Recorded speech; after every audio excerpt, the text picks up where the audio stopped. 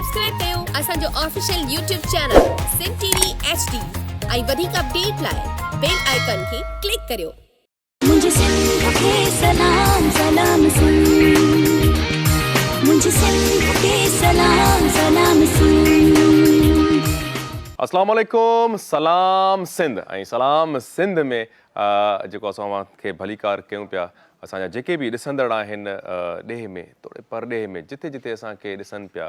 ॿुधनि पिया असां सभिनि खे सलाम सिंध जी हिन ख़ूबसूरत ट्रांसमिशन में भलीकार पिया कयूं। ऐं असां जेको आहे सो जीअं शुरूआति कयूं पिया त कुझु ॾींहंनि खां हिकिड़ी मतिलबु जेको आहे सो काफ़ी मामलात जेके सो अख़बार में असां न्यूज़ में पढ़ंदा रहंदा आहियूं ॿुधंदा रहंदा आहियूं त अॼुकल्ह जा जेको आहे सो मसइला मसाइल जेके आहिनि मेन जेके आहिनि उहे साइबर क्राइम सां रिलेटेड घणा आहिनि। ख़ासि करे जीअं असां डिस्कस कयूं पिया कि साइबर क्राइम आहे छा ऐं कहिड़े तरीक़े सां मतिलबु थिए पियो क्राइम थिए पियो ऐं कहिड़े तरीक़े सां उन खे जेको आहे सो क़ानूनी तौर सां ॾिसी सघूं था ऐं कहिड़े तरीक़े सां पंहिंजी एहतियात करे सघूं था त उन ते पाण थोरो डिस्कस कंदासीं। ऐं ॿी ॻाल्हि की असां जीअं चवंदा आहियूं एंड्रॉइड जेको फ़ोन आहे या तव्हां यूज़ पिया कयो काफ़ी माण्हू सम्झंदा आहिनि की असां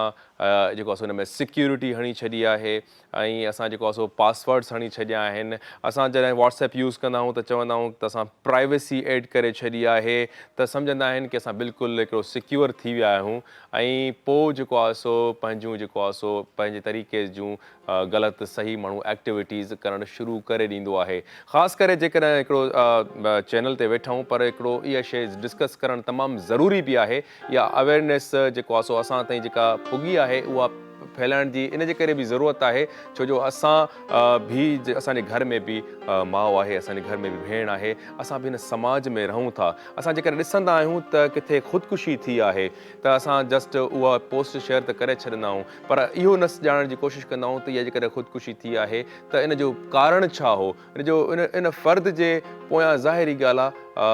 जेको आहे सो छा कारण हा, छा हुनजी मेंटल हेल्थ जेकॾहिं डिस्टर्ब थी त छो थी। असां उन्हनि कारण ॼाणण जे बिना असां पंहिंजा जजमेंटल थी वेंदा आहियूं, असां कमेंट्स ॾियणु शुरू करे ॾींदा आहियूं त फलाणे ईअं कयो हूंदो, फलाणे हूअं कंदो हूंदो पर असां इहो पंहिंजे गिरबान ते पंहिंजे जेको आहे सो उन में कॾहिं बि न झांके के ॾिसंदा आहियूं त हर इंसानु खुटल आहे। त असां ॻाल्हि कंदासीं ख़ासि करे जेको आहे सो तमामु मां सम्झंदो आहियां की अहम आहे ॻाल्हाइण बि त तमामु ख़ासि करे जेके छोकिरा या छोकिरियूं जेके लव अफेयर्स में अची था वञनि ऐं पोइ जेको आहे सो इहो सिलसिलो शुरू थी वेंदो आहे कचहरियुनि खां चैटिंग्स खां शुरू थींदो आहे पोइ व्हाट्सएप ते जेको आहे सो या सोशल मीडिया ते पंहिंजूं वीडियोस पंहिंजूं पिक्चर्स उहो शेयर करण में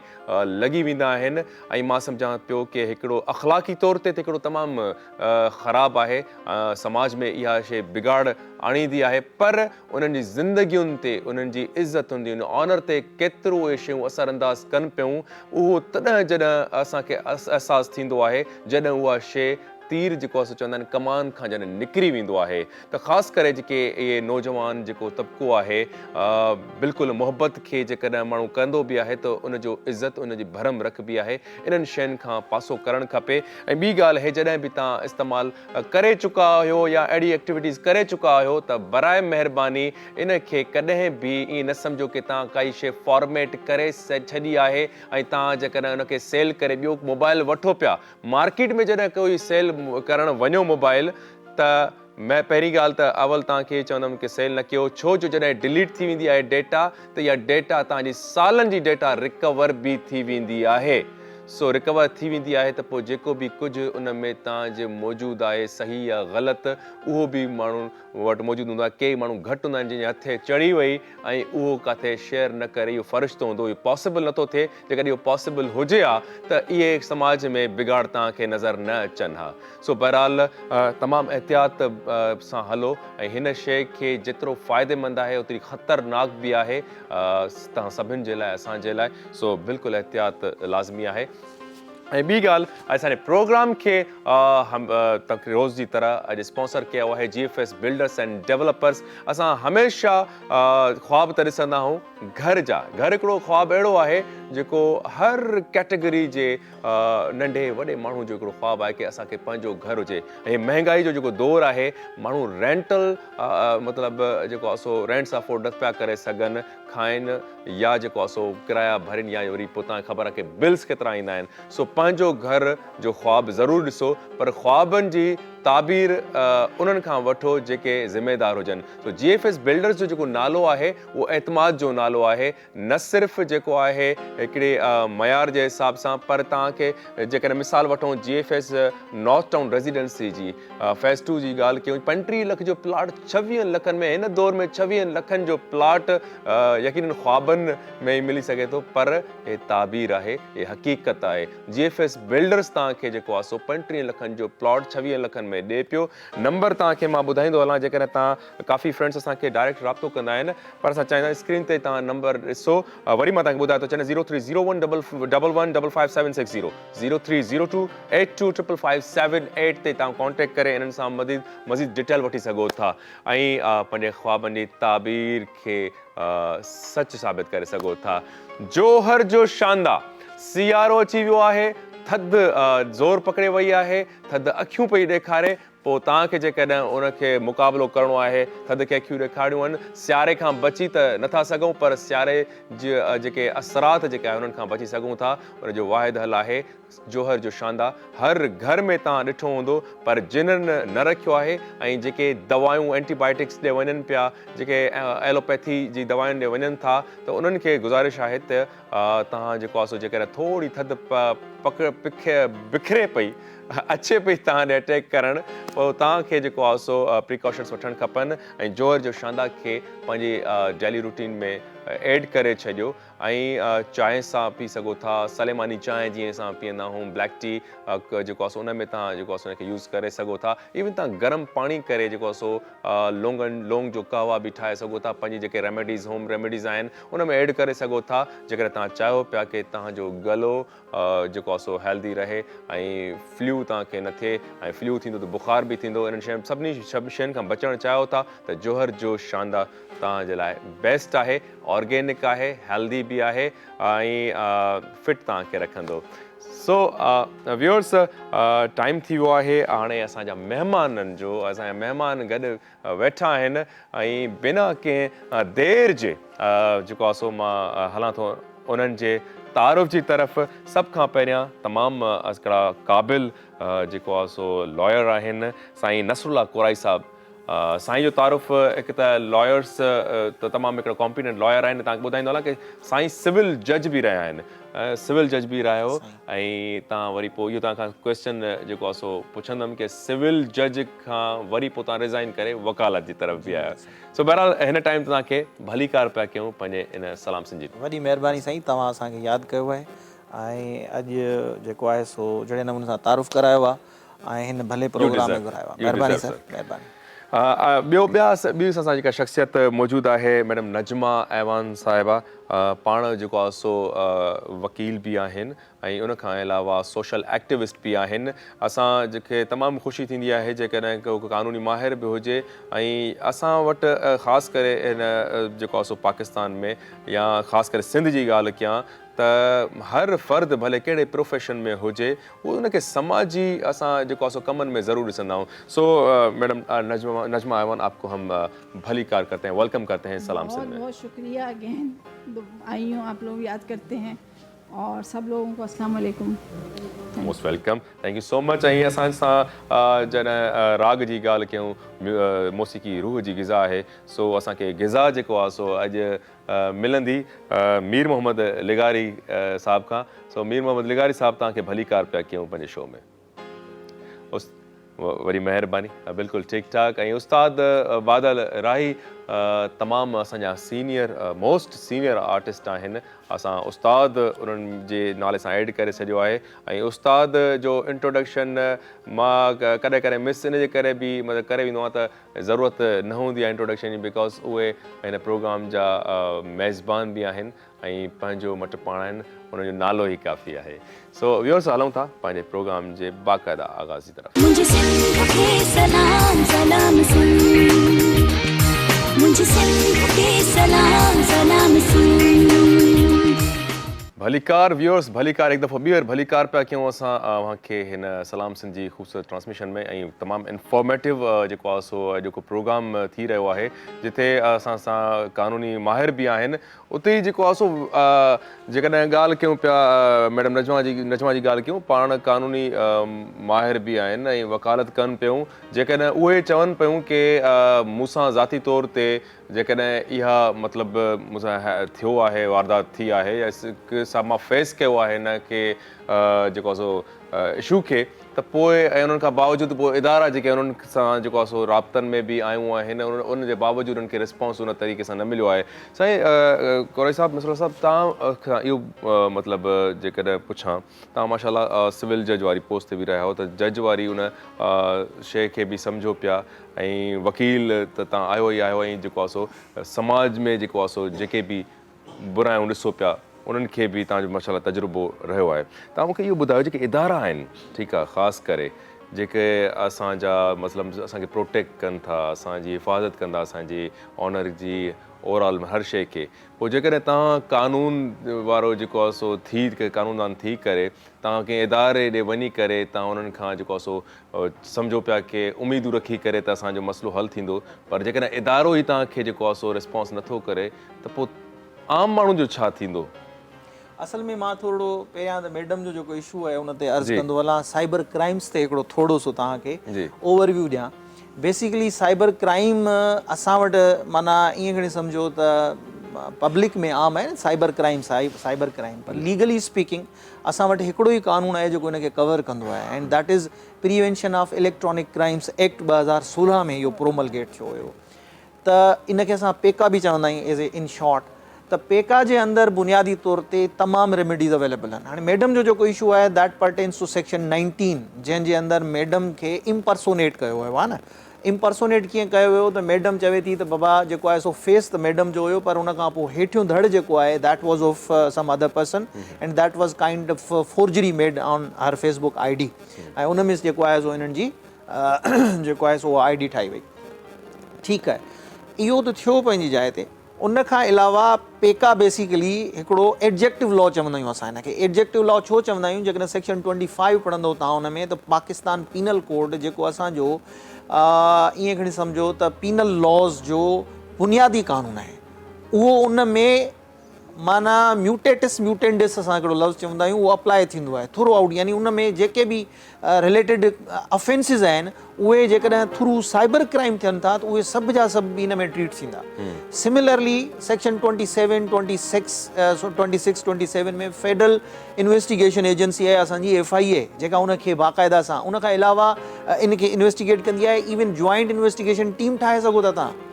यानी कि हिकिड़ो एग्ज़ॉस्टिव लॉ आहे। ऐं उन खां अलावा हिननि यानी फेडरल इन्वेस्टिगेशन एजेंसी हिकिड़ो पोर्टल ठाहियो आहे पाकिस्तान कंप्लेंट पोर्टल जे नाले सां, उते वञी करे तव्हां कंप्लेंट्स करे सघो था। हाणे ॾिसो, जेतिरे क़दुरु प्रोमलगेशन ऑफ लॉ जी ॻाल्हि आहे, इनेक्टमेंट ऑफ लॉ जी ॻाल्हि आहे, लॉ इज़ वेरी मच एग्ज़ॉस्टिव। हुन असांजे पूरे पाकिस्तान में इहो वाहिद कानून आहे जेको थ्रू आउट तव्हांजे इलेक्ट्रॉनिक क्राइम्स खे ॾिसे थो, यानी थ्रू इलेक्ट्रॉनिक जेके बि ऑटोमेटेड मशीन्स हुजनि, तव्हां जेकॾहिं डेफिनेशन्स खे पढ़ंदो त एॾो एग्ज़ॉस्टिव आहे जो हर शइ तव्हां उते इन्वोक करे सघो था, पंहिंजो पाण खे रिड्रेस कराए सघो था। The thing is the institution doesn't have that intention to just act upon. हाणे छा आहे, हाणे इहा with all due respect I shouldn't से दिस, असां ऑन एयर वञूं पिया ऐं जेको आहे सो ऑनलाइन वञूं पिया, पर जेकॾहिं तव्हां हाणे ई ट्राई कयो, तव्हां इन पोर्टल ते वञी करे एप्लीकेशन मूव करियो, I don't think you are going to have a positive response. इहो छा जे करे आहे? इहो आहे ट्रस्ट डेफिसिट जे करे। असां वटि वरी छा आहे, असांजे मुआशिरे जे अंदरि अहिड़ा माण्हू आहिनि, स्पैम जो ॾिसो न, स्पैम जो टर्म किथां थो अचे, फेक स्पैम। असां वटि लिटिगेशन में हिन वक़्तु सिर्फ़ु ऐं सिर्फ़ु उहो माण्हू वञे थो जेको माना आदी आहे, he is a regular complainer, जंहिंखे इहो रस्तो ॾिठल हूंदो, जेको हिकिड़ो इंसान आदी न आहे ऐं जेको हिकिड़ो पाण जेके चवंदा आहियूं त बाबा हिकिड़ो मासूम माण्हू आहे, ज़िंदगी में पहिरियों दफ़ो हुन सां कोई अहिड़ो ॾोह थियो हुजे, उनखे त इहे रस्ता इहे गलियूं ई ख़बर न हूंदी त मां पंहिंजी रेमेडी अवेल कीअं करियां। पोइ छा थो थिए, उहे माण्हू जेके इन्वेस्टिगेशन एजेंसीज़ में वेठा आहिनि उहे बुनियादी तौर ते तव्हां ते ट्रस्ट कोन कंदा आहिनि, तव्हांखे एग्ज़ैक्टली ईअं ई ट्रीट कंदा आहिनि ॼण तव्हां रेगुलर जेको आहे सो कंप्लेनर आहियो। तव्हांजी इहा आदत आहे, तव्हां आदतुनि ते पहुता आहियो, पोइ उन हिसाब सां हू छा कंदा आहिनि, तव्हांखे ऑन द कॉन्ट्री तव्हां ते शक कंदा आहिनि, तव्हां कूड़ी खणी त कोन आया आहियो कंप्लेंट, तव्हांजो को मसइलो न आहे। ऐं इन जे करे जेको आम माण्हू तव्हां सां जहिड़ो फर्स्ट टाइम ईंदो आहे उहो वीचारो पोने खां चवंदो आहे यार इन ॻाल्हि खे या जो ॻिचीअ में पइजी वञे का भॼी जान छॾायो इज़त। अच्छा, हिकिड़ो त असां मुआशिरे में सभ खां पहिरियां जीअं अधी औरत आहे, ठीकु आहे, असां ही मर्दनि जो डोमिनेटेड चवंदा आहिनि न, मेन डोमिनेटेड सोसाइटी आहे। इन में औरत पहिरीं ॻाल्हि त घरां निकिरंदी कोन, ऐं जेकॾहिं उहा वञी पहुचे थी, आई हैव पर्सनली ट्रीटेड सच women who have come as an जेको आहे सो अग्रीव्ड पर्सन्स, पर उन्हनि खे अञा ताईं इंसाफ़ न मिलियो आहे। उहो माण्हू ख़ासि तौर ते एजेंसी जे अंदरि उन्हनि जा रिलेटिव्स हूंदा आहिनि, ख़ासि तौर ते उहे माण्हू अची करे अहिड़े क़िस्म जूं हरकत असां वटि इहो कल्चर आहे साईं, फलाणे जो जेको आहे हिन इदारे में जेको आहे वाक़ुफ़ आहे, जंहिंजो वाक़ुफ़ आहे त उहो पंहिंजो विद ऑल ड्यू रिस्पेक्ट कल्ह हिकिड़े मूंखे दोस्त ॿुधायो त साईं जेको आहे सो असांजी मियां वाली कॉलोनी में जेको आहे सो पुलिस स्टेशन जी इनाग्रेशन थिए पई। मां चयो हाणे तव्हां वटि क्राइम वधंदो, वजह कहिड़ी आहे, जेकॾहिं पुलिस उते वञे त चुप करे त न वेहंदी न बाबा। हाणे छा थींदो, क्राइम उते तव्हांजो बाक़ाइदा कैलकुलेटेड अंदाज़ में ईंदो, ॾाढो मिकेनाइज़्ड अंदाज़ में उते वधो, लीगलाइज़्ड थी करे ईंदो। हूअं त ॾिसो न, हिन वक़्तु जेकॾहिं असां वटि कोर्टूं आहिनि, असां वटि इंस्टीट्यूशन्स आहिनि, सभ जा सभु आहिनि, I have lot of respect for them, लेकिन हिकिड़ी शइ हक़ीक़त तां पर्दो खणणु असां तव्हांजो फ़र्ज़ु आहे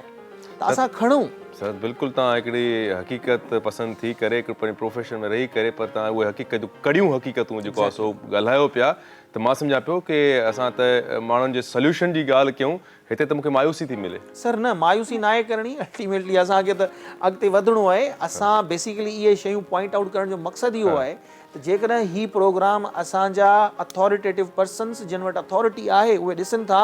त काइंडली शयुनि खे एतिरो सिंप्लीफाई करियो त जीअं आम माण्हू जे उहो दस्तरस में अची वञे उहा शइ। मां उहा ई ॻाल्हि पियो कयां सर, आम माण्हू जी ॻाल्हि कयूं। मां पर्सनली पंहिंजो एक्सपीरियंस आहे कंहिं दोस्त सां, मतिलबु हितां फ़ोन आहे त बाबा मूंसां हे मैटर आहे, असां मां ईमेल कई मतिलबु इदारे खे त बाबा हे मैटर आहे, सॼा एविडेंसिस सां गॾु मोकिली, उन को रिस्पॉन्स ई न आहे। मतिलबु तव्हां पोर्टल जी ॻाल्हि था कयो, जेकॾहिं हिकिड़ो पोर्टल जॾहिं ठहंदो आहे पब्लिक जे लाइ, त उन पब्लिक जेको आहे सो ज़ाहिरी ॻाल्हि आहे त किथे मां दाही थींदो। बहुत माज़रत के साथ, आप तो मेल की ना, मैं तो फिजिकली गई। जी हाँ, आप बताएं फिर क्या हुआ, किस तरह से आपने इस चीज़ को देखा? मैं फिजिकली गई हूँ और मैं अकेली नहीं गई, अपने हस्बैंड, क्योंकि आपके घर का जो मेल होता है ना, वो आपको या सपोर्टर होता है या वो आपका एंटी होता है। ठीक है, तो मैं उनके साथ गई हूँ, उनको सारी सिचुएशन बताई है कि मुझे कोई फ़र्क नहीं पड़ता क्योंकि मैं तो काम कर रही हूँ, लेकिन मेरी फैमिली जो है वो टेंशन कर रही है, वो सर्वाइव कर रही है। घर पे कोई जा रहा है इन्वेस्टिगेट कर, पूरी उन्हें मैडम देखें ये तो बहुत वो है, इन सब के प्रिंट आउट निकालें, आप ये करें, आप वो करें, आप एप्लीकेशन दें या आप कोर्ट में जाएं केस करें। मैंने कहा कोर्ट में जाना होता तो मुझे आपके पास आने की क्या ज़रूरत थी, आप मेरी एप्लीकेशन सुने तो सही, देखें तो सही कि इशू क्या है। उन्होंने कंप्लेन नंबर मुझे दे दिया,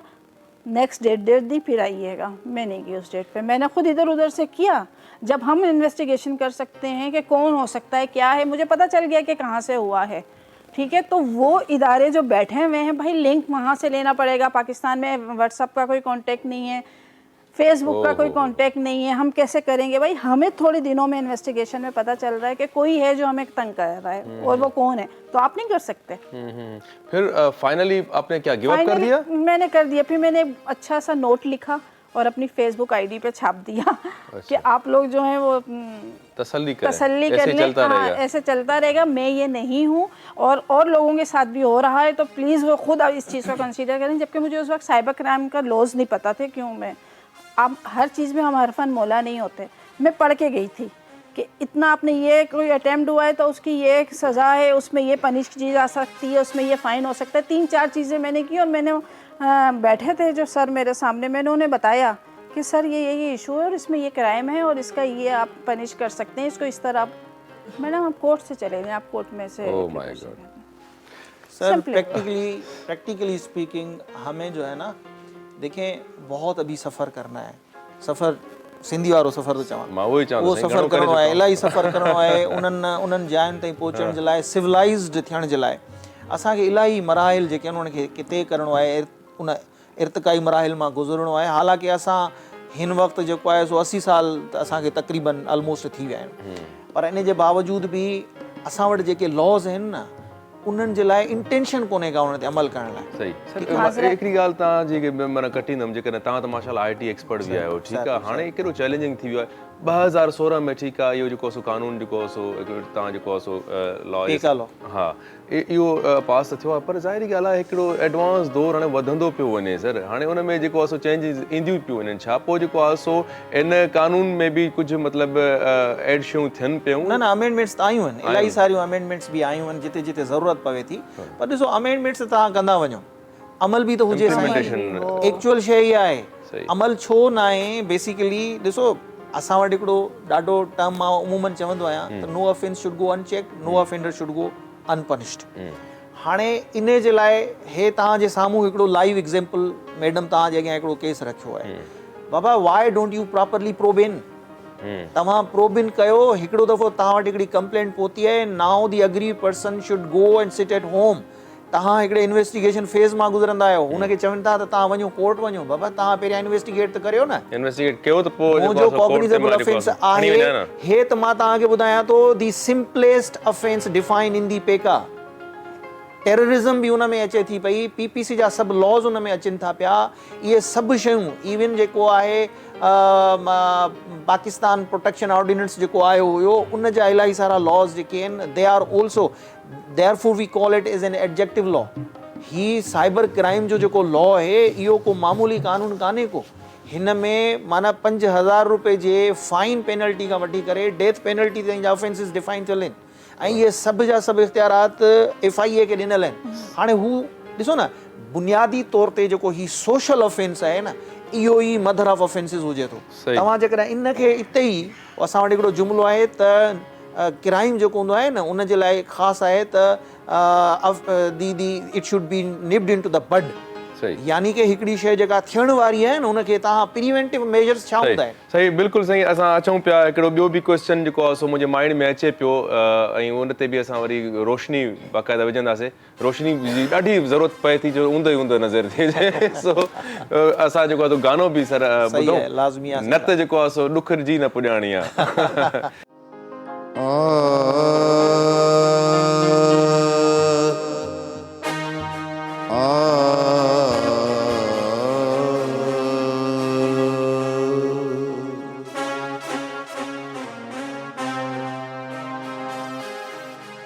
इश्क ना है चर्चो हिन जो महागोवा मुल हो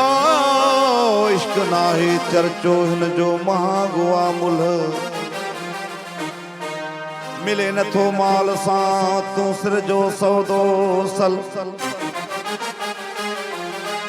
खण मलामत मर्द थी हा गामो ई हुल बारे खण मथे ते कुफर संदो कुल हो जाई जानण चंचे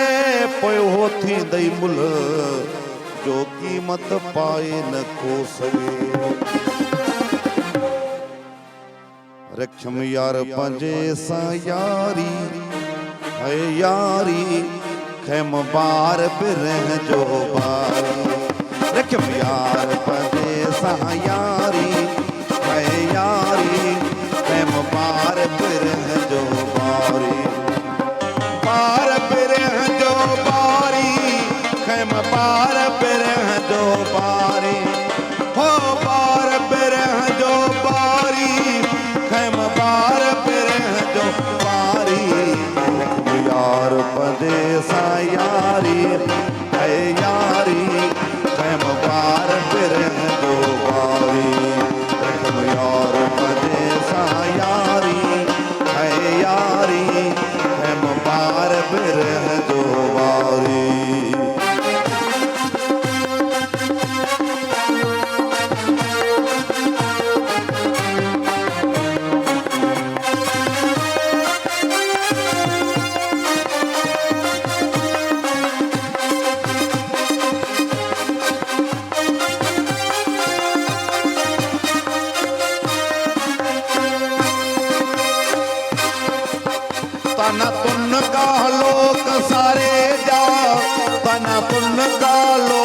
सारे जा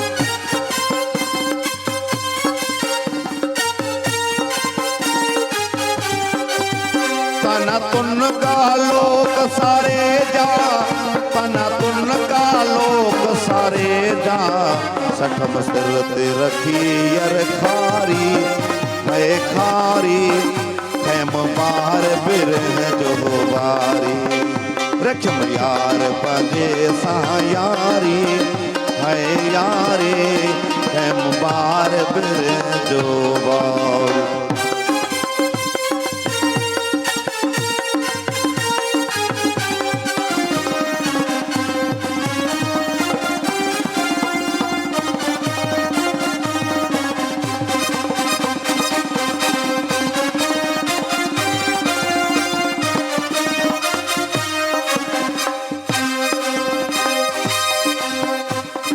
मलमत मर्द ओशाकन मलमत मर्द ओशाकन हो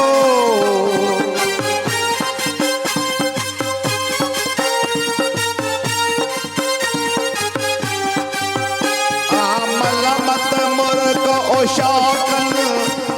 मलमत मुर्ग ओशाकन कदकीन इश्क का आरी और फिर है दो बारी दस कदकीन इश्क का आरी खैम बार फिर है जो बारी बार फिर है जो बारी खैम बार फिर है जो बार हो बार फिर है जो बारी खैम बार फिर है जो बारी और बजे सा यारी है यारी खैम बार फिर है जो बारी रखम यार बजे सा यारी खैम बार फिर है जो बारी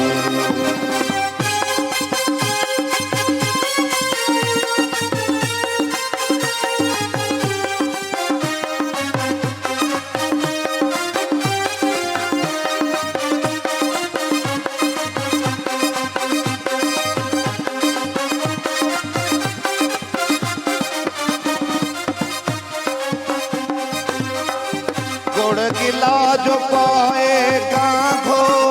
गुड़ गिला जो पाएगा घो हो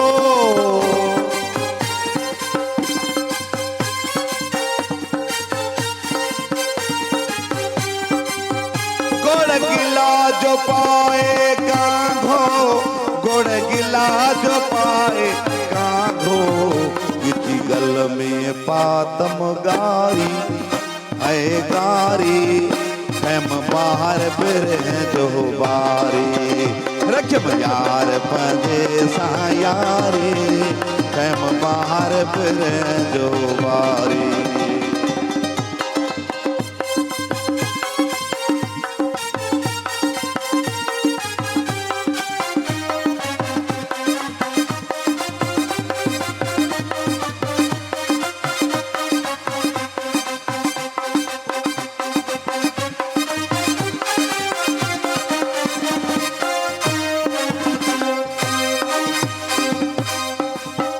like Ali Sansani hedo lae like Ali Sansani hedo lae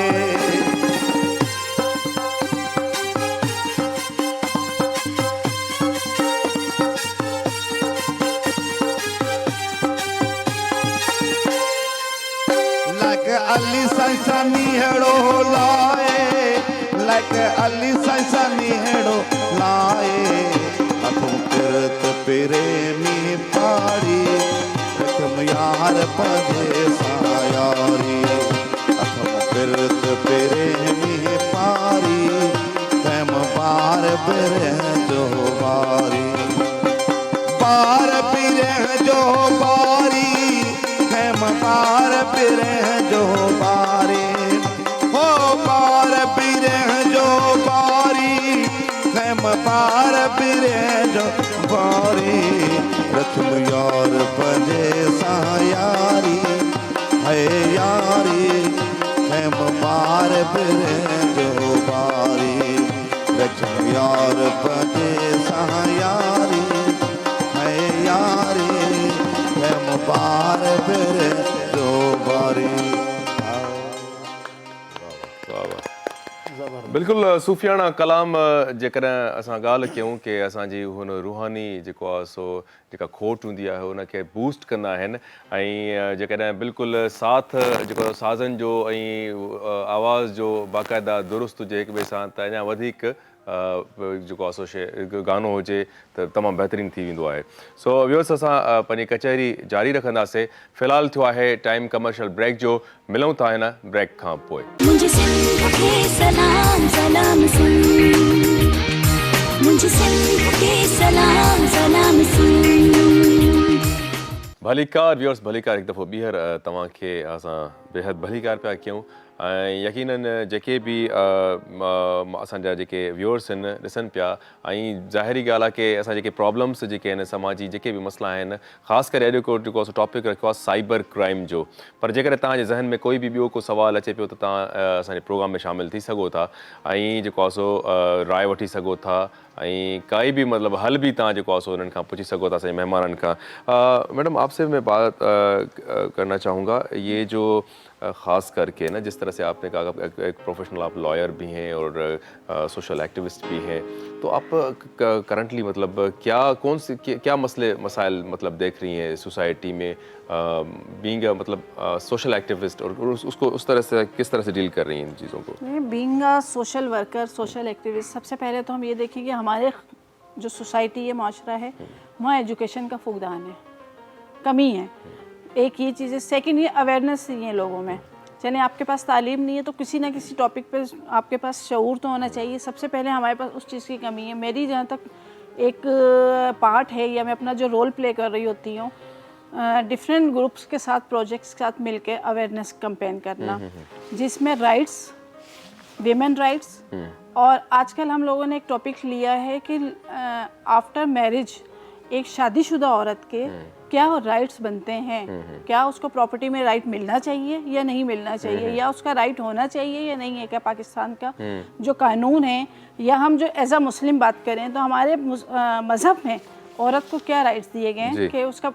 Hum log being a मुसलमान कह लें या एक आम आदमी कह लें पाकिस्तानी,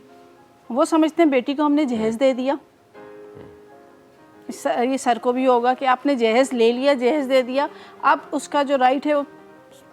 बॉन्ड हो गया, स्लिप हो गया, हमने सारी अपनी जो हैं फ़राइज़ हैं, अपने एक्टिविटीज़ उसको अदा कर दी गई हैं। लेकिन औरत का प्रॉपर्टी में हक बनता है। हमारे पास ऐसे भी केस आते हैं जो बेचारी डाइवोर्स हो जाती हैं या खुला ले रही होती हैं, उनके बच्चे होते हैं, उन्हें वो चीज़ नहीं मिल रही होती। अगर माँ बाप उसको जहेज़ देने के बजाय, जो हम आजकल जो हमारा ग्रुप काम कर रहा है और देख रहे हैं,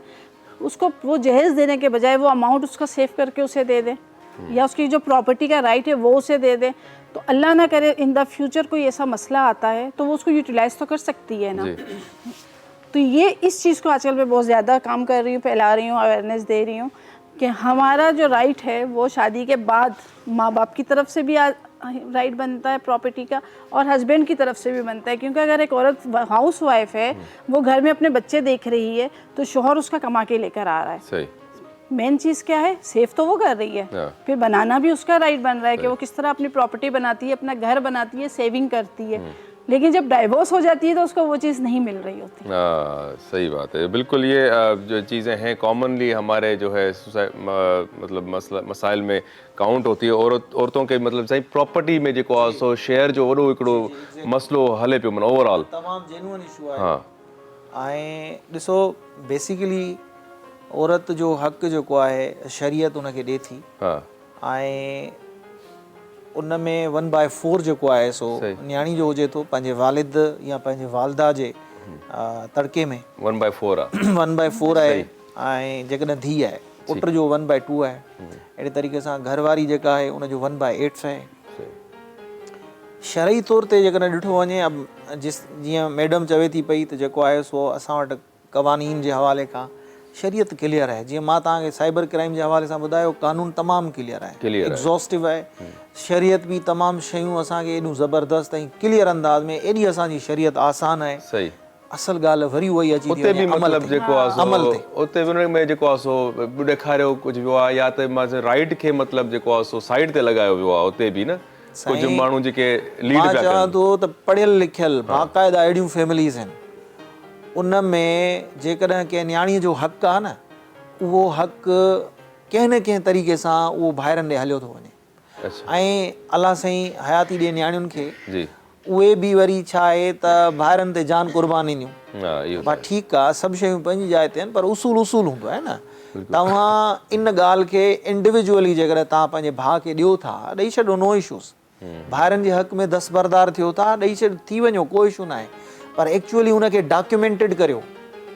उनखे अहसासु ॾियारियो तव्हां त माना इहो मां त तव्हां इहो मां हाणे मिसाल कंहिंजा 2 भाइर आहिनि 4 भाइर आहिनि 6 भाइर आहिनि वालिद साहिबु जेकॾहिं 4 एकड़ 5 एकड़ 50 एकड़ ज़मीन जो छॾे वञे थो बाबा तव्हांजो हिकिड़ो इंच बि अचे थो न पहिरियां हुनखे अक्वायर कयो अक्वायर करे उन खां पोइ तव्हां उन मां दस्तबरदार थी वञो दैट इज़ वेरी गुड घटि में घटि उन माण्हूअ खे बि अहसासु थींदो तव्हांजे बच्चनि खे बि अहसासु थींदो सुभाणे तव्हांजा बच्चा थींदा उहे तव्हांखे पटींदा मुस्तक़बिल कंहिं पंहिंजो कोन ॾिठो आहे न सही ॻाल्हि आहे हाणे कहिड़ी ख़बर त अॼु जेकॾहिं कोई माण्हू वेल ऑफ आहे सुभाणे ज़रूरी कोन्हे को त उहो वेल ऑफ ई रहे हालात कहिड़ा आहिनि का ख़बर कान्हे का त तव्हां इहो जेको तव्हांजो हक़ु आहे इहा अमानत आहे तव्हां वटि सही जहिड़े नमूने सां तव्हांजे वालिद जेसीं ताईं ज़िंदा हुयो उहो तव्हांजी अमानत संभाले वेठो हुयो न सिमिलरली हाणे जेकॾहिं तव्हां भाइरनि खे ॾेई था अचो त एक्चुअली तव्हां पंहिंजे बच्चनि जो हक़ु विञायो था तव्हां पंहिंजे बच्चनि जो हक़ु ज़ाया करे था अचो सुभाणे उहे तव्हांजा बच्चा वॾा थींदा तव्हां खां पुछंदा त बाबा असांजे नाने जे तड़के मां तव्हांखे जेको कुझु मिलियो काॾे वियो सही त एक्चुअली असांजे मुआशिरे जे अंदरि इलाही सारा अहिड़ा इशूज़ आहिनि जेके अनअटेंडिड वञनि था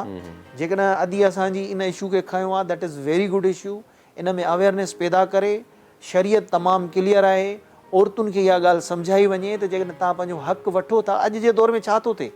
माना तव्हांजो को सिविल राइट इन्फ्रिंज थिए थो न साईं कंहिं माण्हू वञी करे कोर्ट में पंहिंजी काई पिटिशन फाइल कई या पंहिंजो को सूट फाइल कयो माण्हू चयो बाबा कोर्ट चाढ़े छॾी माण्हू खे माना वॾो ॾोह करे छॾियो तव्हां कंहिं माण्हूअ खे पार्टी ठाहियो आहे बाबा पंहिंजो हक़ु आहे हक़ु वठण जे लाइ हुन वञी करे केस दाख़िल कयो आहे इहो हुनजो राइट आहे हिन ते अफेंड थियण जी ज़रूरत कोन्हे का तव्हां जेकॾहिं कंहिं माण्हू खां सिविल राइट क्लेम करियो था इन में कंहिं क़िस्म जी का इहा अवेयरनेस पैदा करणु खपे असांखे ख़ासि तौर ते औरतुनि में औरतूं हूअं विद ऑल ड्यू रेस्पेक्ट हिन वक़्तु जेका आहे सा तमामु घणियूं इम्पावर थी वियूं आहिनि तव्हां ॾिसो न मुआशिरे जे अंदरि बराबरी रखणु तमामु लाज़मी आहे मां बराबरी बि न चवां जेकॾहिं हिनखे प्रोपोर्शनेट इम्पावरमेंट हुजे त उहा तमामु ज़रूरी आहे उनजी वजह इहा आहे त जेकॾहिं कोई बि जेको हिकिड़ो सेक्टर आहे उहो ओवर पावर करे वेंदो त मुआशिरे जे अंदरि डिसबैलेंस थींदो सही उन डिसबैलेंस खे बराबरि रखण जे लाइ जीअं शरीयत ऐं कानून तव्हांखे चवे थो उहा अवेयरनेस अदी पैदा करे औरतुनि जे अंदरि मर्दनि में बि अवेयरनेस पैदा करण जी ज़रूरत आहे सही मां तव्हांखे छा ॿुधायां शरई तौर ते बाक़ाइदा 5 वक़्त नमाज़ पढ़ण वारा तव्हां पंहिंजे ई रुगो ईअं जेकॾहिं ग़रीबान में झांकियो न त 8 माण्हू तव्हांखे हींअर ई ज़हन में तरी ईंदा त यार हे त मुंहिंजे ख़ानदान में एॾा वॾा पढ़ियल लिखियल ऐं समझदार माण्हू आहिनि हिननि ई पंहिंजे नियाणियुनि खे ऐं पंहिंजे भेनरुनि खे हक़ु कोन्हे न सही ॻाल्हि आहे माजरत एक और भी चीज़ है कि जब हम निकाह हो रहा होता है एक लड़की का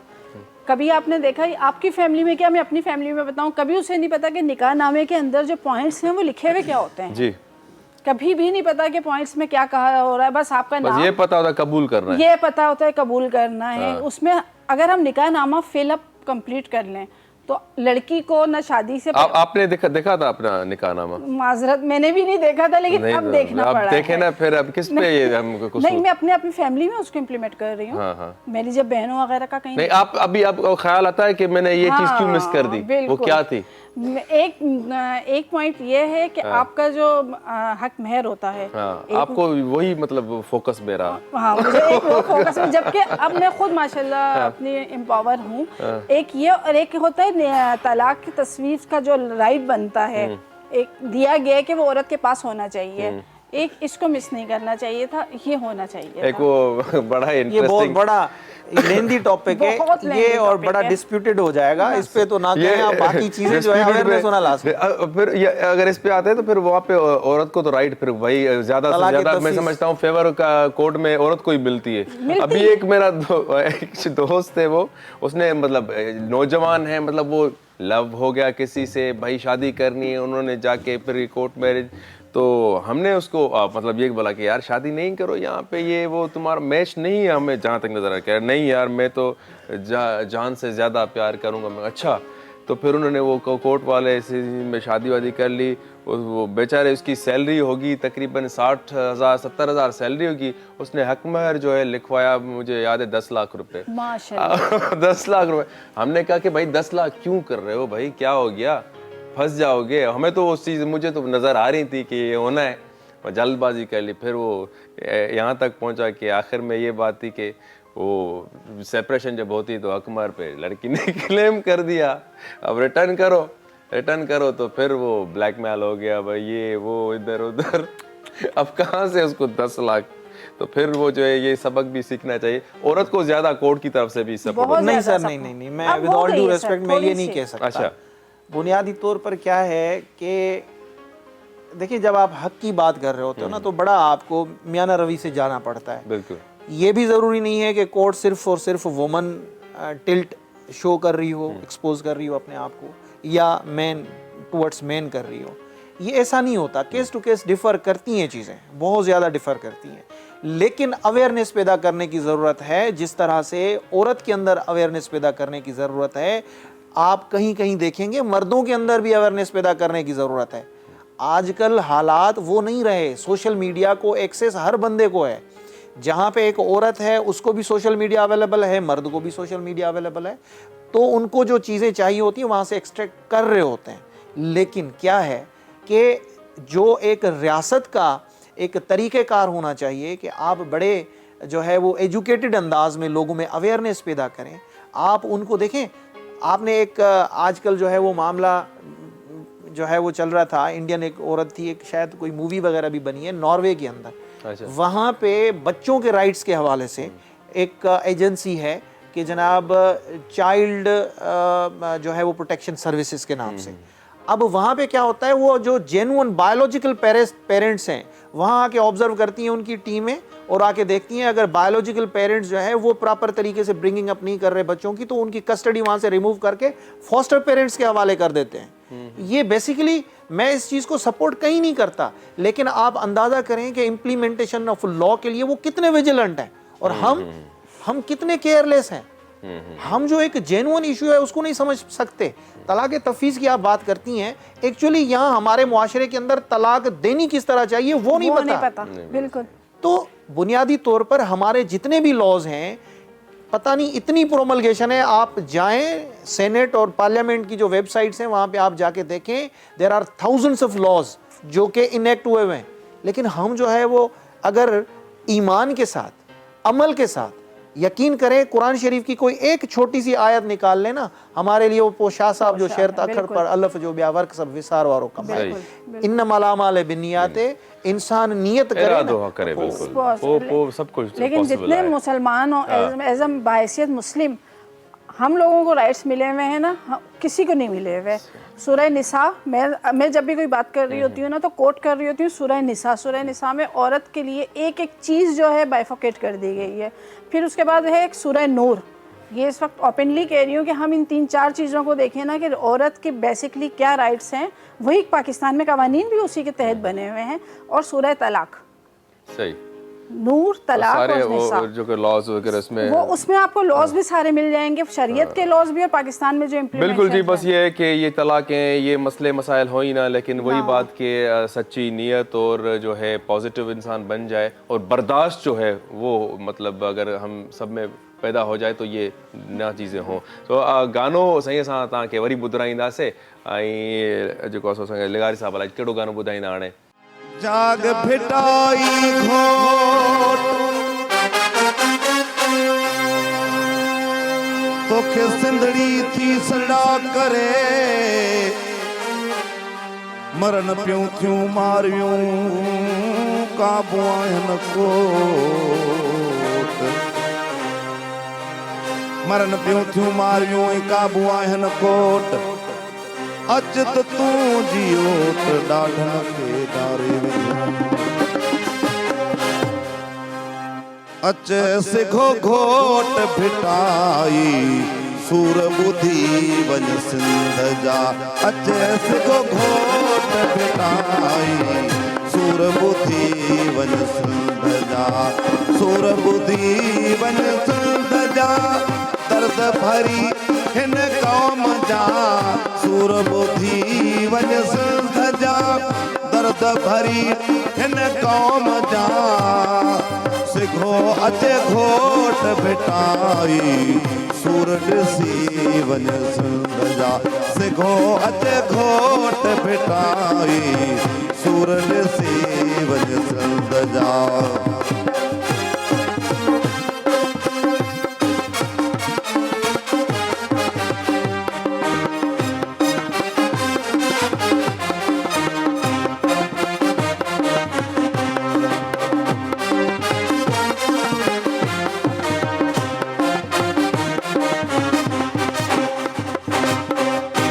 मुंहिंजा दुश्मन वधंदा वञनि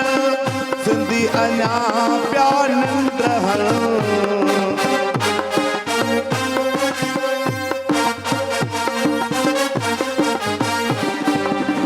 क़ौम जा दुश्मन वधंदा वञनि सिंधी अञा पिया निंड सिघो अचे घोट फिटाई सूर ॾिसी वञ सिंध जा सिघो अचे घोट भिटाई सूर ॾिसी वञ सिंध जा सूर ॾिसी वञ सिंध जा दर्द भरी हिन क़ौम जा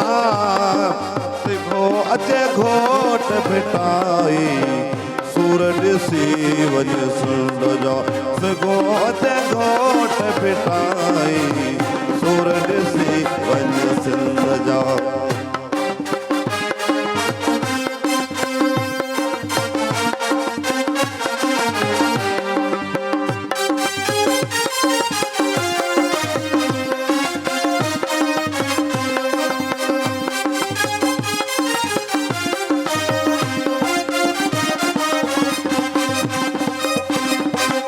रोज़ कतल सां अख़बारूं भरियल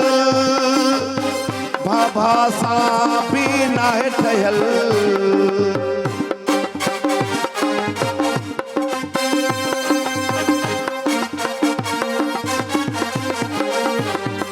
पी पुट सां भाभा सां लड़ियो पियो हो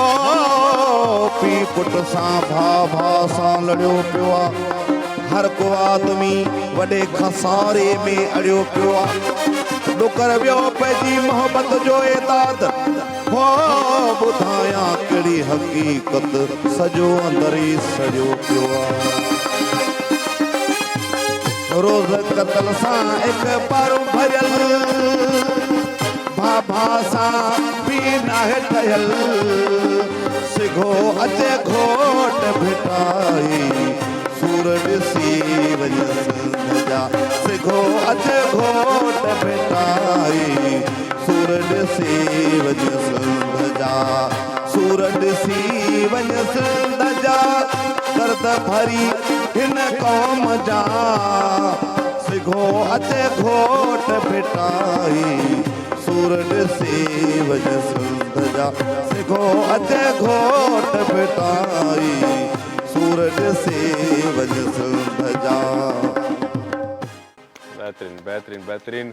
ऐं भिटाई जो मतिलबु कलाम जॾहिं हलंदो आहे असां ख़ासि करे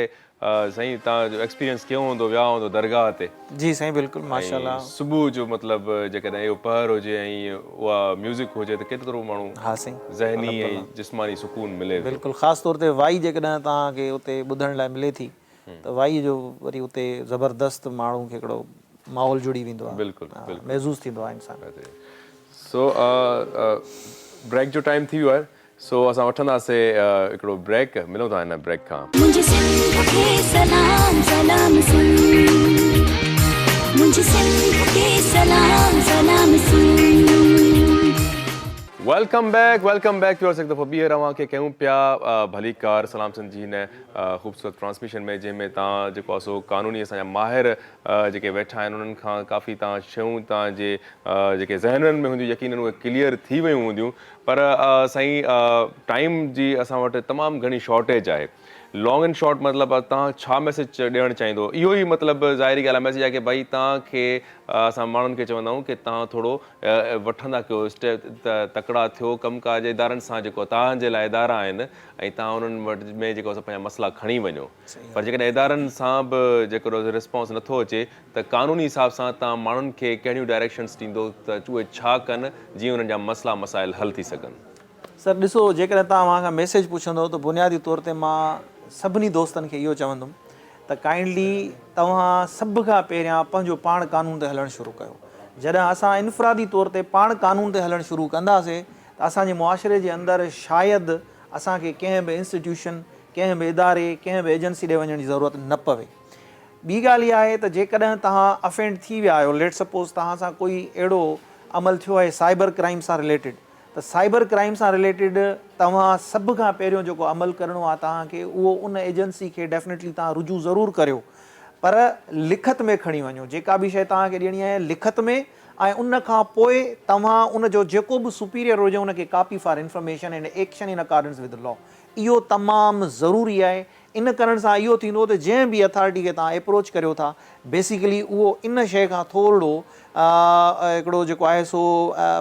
अवेयर थी वेंदो त तव्हां हुन जे सुपीरियर खे बि इन ॻाल्हि जे लाइ रुजू करे चुका आहियो त बुनियादी तौर ते इहा शइ जेका आहे लाज़मी आहे लिखत माना तमामु ज़रूरी आहे जेकॾहिं उहा लिखत रिसीव कनि त जेकॾहिं उहो मिलनि त एग्ज़ैक्टली न मिलनि त पोइ साईं न ज़ाहिर आहे पोइ TCS करे सघिजे थी ऐं उन्हनि खे पोस्ट करे सघिजे थो ऐं उहो तव्हां वटि हिकिड़ो प्रूफ आहे इहे सभु शयूं ॾिसो वरी अल्टीमेटली तव्हां केस मेकिंग कंदा आहियो न तव्हां केस मेकिंग कंदा आहियो तव्हां वरी पोइ कोर्ट खे रुजू कंदो कोर्ट तव्हां खां पुछंदी त बाबा तव्हां छा कयो हिन जे लाइ this is the proof evidence मतलब हुजणु खपे तमामु बेहतरीन साईं ॻाल्हि कई आप क्या मैसेज देना चाहेंगी मैं तमाम दोस्तों के लिए और पाकिस्तानी कौम के लिए ख़ास तौर पे ये कि आप इनफरादी सोच को छोड़ के इज्तिमाई सोच पे काम करें कैसे अपना ना सोचें अपने साथ अपने रिश्तेदार हैं अपने पड़ोसी हैं वो और सोसाइटी इन सबको साथ लेके और सोच के चलें तो हमको चेंज आ जाएगा हमारे अंदर बिल्कुलु चवंदा आहिनि ॿधीअ में ताक़त आहे ऐं जॾहिं ॿधी हूंदी त माना जेको आहे सो सभु तमामु मसइलनि जा हल निकिरी सघनि था जेकॾहिं जेको आहे सो इनफ़रादी तौर ते तव्हां एफर्ट्स वठो पिया त उनजी पावर मतिलबु शायदि जो भले इदारो हुजे या केरु बि हुजे भले पहाड़ बि तव्हां खुटाई कंदो त तव्हां जेको आहे सो अकेला कंदा हो त तव्हां थी सघे त खुटी पओ ऐं पर जेकॾहिं तव्हां ॿधी करे जेको आहे सो हिकिड़ो इज्तिमाही तौर ते काई एफर्ट वठंदो त यकीनन उहो किथे न किथे ज़रूरु असरअंदाज़ तव्हां करे सघो था कंहिं बि इदारो हुजे या कंहिं बि मतिलबु मैदान में हुजो ऐं ॿी ॻाल्हि की असांजे प्रोग्राम खे स्पॉन्सर कयो आहे GFS बिल्डर्स एंड डेवलपर्स त असांजे जीअं असां ॻाल्हि कंदा आहियूं बिल्डर्स तव्हां रुगो घरां निकिरो त तव्हांखे हर जॻह ते बिल्डर्स मिलंदा ऐं अधूरियूं जूं कंस्ट्रक्शन्स तव्हांखे मिलंदियूं प्लाट जेकॾहिं तव्हांखे कोई ॾेखारे कुझु थो ॾिए कुझु थो ऐं डुप्लीकेट्स हेॾां होॾां काफ़ी मसइला हूंदा आहिनि पर GFS बिल्डर्स जी मतिलबु इहो आहे की उन्हनि पंहिंजे नाले ते कंप्रोमाइज़ न कयो आहे उन पंहिंजे मयार ते कंप्रोमाइज़ न कयो आहे ऐं GFS builders north town residency phase 2 जी ॻाल्हि कयूं त 35 लख जो प्लॉट तव्हांखे 26 लखनि में मिले पियो त 26 लख छा कॉस्ट आहे अॼुकल्ह जे दौर में सो बि आसान एक साथ में सो प्रॉपर्टी जा रेट्स तमामु डाउन आहिनि त इहो अपॉर्चुनिटी आहे तव्हांजे लाइ असांजे लाइ सभिनी जे लाइ हर जेको आहे हिकिड़ो ख़्वाबु हूंदो आहे सो ख़्वाबनि जी जेकॾहिं ताबीर तव्हां ॻोल्हणु चाहियो पिया त तव्हां वटि हिकिड़ो बहितरीनु ऑप्शन आहे GFS बिल्डर्स एंड डेवलपर्स ऐं स्क्रीन ते तव्हां जेको आहे सो नंबर चेक कयो पिया ॾिसो पिया त जेकॾहिं तव्हां जे उन सां राब्तो करणु चाहींदो थी सघे थो जेकॾहिं सिंध TV जे सलाम सिंध मॉर्निंग शो जे रेफरेंस सां तव्हां ॻाल्हायो त तव्हांखे थी सघे थो एक्स्ट्रा डिस्काउंट बि तव्हांखे मिली वञे उन सां गॾोगॾु असां ॻाल्हि कंदासीं सिहत जी सो अॼुकल्ह सियारो बिल्कुलु अखियूं ॾेखारे पियो ऐं अहिड़ियूं अखियूं ॾेखारे पियो जो असां बची नथा सघूं पर इहो आहे की सियारे खां जेकॾहिं तव्हां बची नथा सघो पर सियारे में जेके सियारे जा जेके असरअंदाज़ जेके शयूं थियनि पियूं तबियतुनि ते उन खां बचण जे लाइ तव्हांजे लाइ बहितरीनु हल आहे जोहर जो शानदार ऐं ईअं बि न आहे की सियारे में तव्हां सवड़ियूं कंबल पाए करे मतिलबु पाण खे वेड़े करे पोइ सियारे जो मज़ो कहिड़ो जेकॾहिं जोहर जो शानदार आहे त तव्हां बिल्कुलु एनर्जी सां पंहिंजे हर कम में जेको आहे सो एक्टिवली कमु करे सघो पिया त तव्हां कहिड़े बि प्रोफेशन में आहियो सो जौहर जो शंदा खे पंहिंजी लाइफ में सर्दी में ख़ासि करे ऐड करे छॾियो ऐं हीअ ऑर्गेनिक आहे ऐं हिन में कोई साइड इफेक्ट्स न आहे तव्हां जेकर मेडिसिन्स वठंदो त तव्हांखे उन में हिकु न पर काफ़ी जेको आहे सो उन में साइड इफेक्ट्स त मिलंदा सो बहितरीनु तरीक़ो इहो आहे कि जौहर जो शानदा जीअं असां तव्हांजे साम्हूं ऐड कयोसीं ऐं असांजी यकीन एनर्जी जेको आहे सो फील थिए पई कि बूस्ट थी आहे ऐं तमामु सुठी कचहरी थी आहे पंहिंजी ऐं ईअं ई असांजे प्रोग्राम में तव्हां शामिलु थियो तव्हांजे ज़हन में कोई बि मतिलबु ख़्यालु अचे पियो तव्हां जेकॾहिं चाहियो पिया कि अहिड़े क़िस्म जो प्रोग्राम हुजणु खपे ऐं अहिड़े क़िस्म जा महिमान अचणु खपनि त तव्हां असांखे फीडबैक ॾेई सघो था सजेशन्स बि ॾेई सघो था सजेशन्स सिर्फ़ु पॉज़िटिव न हुजणु खपनि जेकॾहिं काई कमी कोताही बि आहे त उहो बि तव्हां जेको असांखे फीडबैक कंदा त असां तव्हांखे इनकरेज कंदासीं ऐं असां वटि हाणे टाइम थियो आहे हिकु गाने जो सो जेको आहे सो गाने खां हलण खां अॻु में GFS बिल्डर्स वारनि पंहिंजे महिमाननि खे ॾींदो आहे नंढड़ो साईं तोहफ़ो सर हे क़बूल पे तोहफ़ो नंढड़ो GFS बिल्डर्स जी तरफ़ मेरे में छोटा सा तोहफ़ा GFS बिल्डर्स की तरफ से सो व्यूअर्स असांजो प्रोग्राम बाक़ाइदा पहुतो आहे इख़्तिताम ते असांखे अॼु जे प्रोग्राम में ॾींदा इजाज़त हिन गाने सां गॾु वरी तव्हां सां सुभाणे मुलाक़ात थींदी कुझु नवनि शख़्सियतुनि सां कुझु नवनि मौज़ूअनि सां सो ॾींदा इजाज़त सिंध सलामत साथ सलामत जिए शाम वेले पखियुनि जूं डारूं जिए शाम वेले पखियुनि जूं डारूं इएं यार आया अव्हां जूं संभारूं इएं यार आया अव्हां जूं संभारूं जिए शाम वेले पखियुनि जूं डारूं जिए शाम वेले पखियुनि जूं डारूं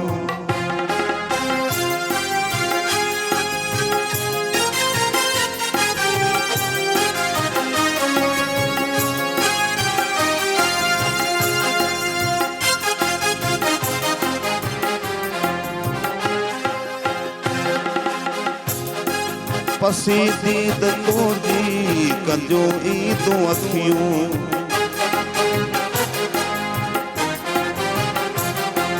पसी दीद तुंहिंजी कंदियूं ई तूं अखियूं सबू शाम रस्ता रुलन थियूं निहारूं सबू शाम रस्ता रुलन थियूं निहारूं जिए शाम वेले पखियुनि जूं डारूं जिए शाम वेले पखियुनि जूं डारूं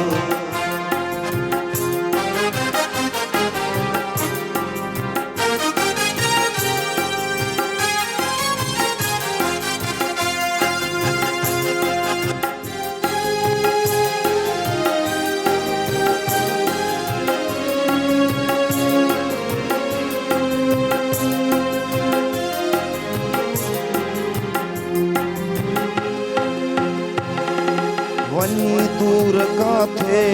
अजय दोस्त तेरा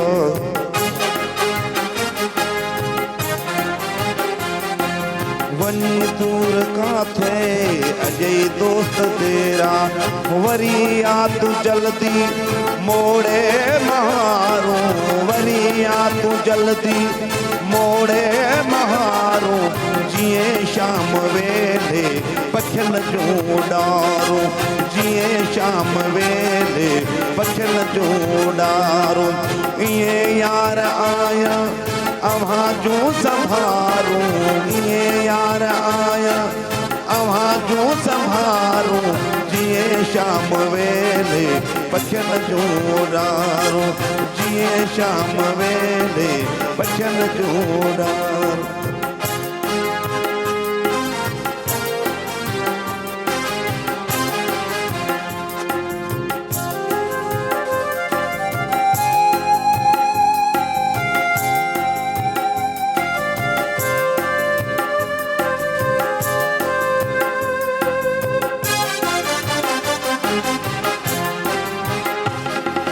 छजो दर्द दिल खे कीअं मात लोढ़े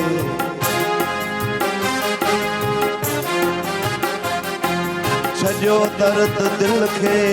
कीअं मात लोढ़े आहे वेज तोसां तूं ई दर्द दारो आहे वेज तोसां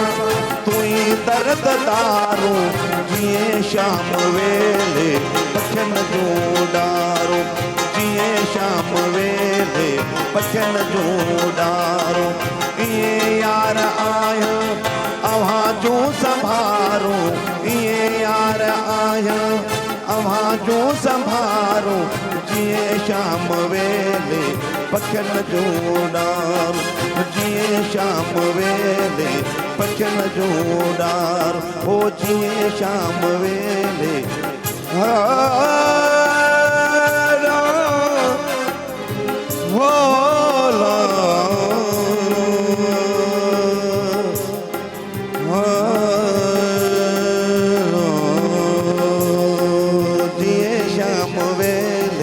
पखियुनि जो डारो जीअं शाम वेले पखियुनि जो डारो मॉर्निंग शो सलाम सिंध जा तमाम एपिसोड्स ॾिसो हाणे HD क्वालिटीअ में विज़िट करियो असांजो YouTube channel Sindh TV HD।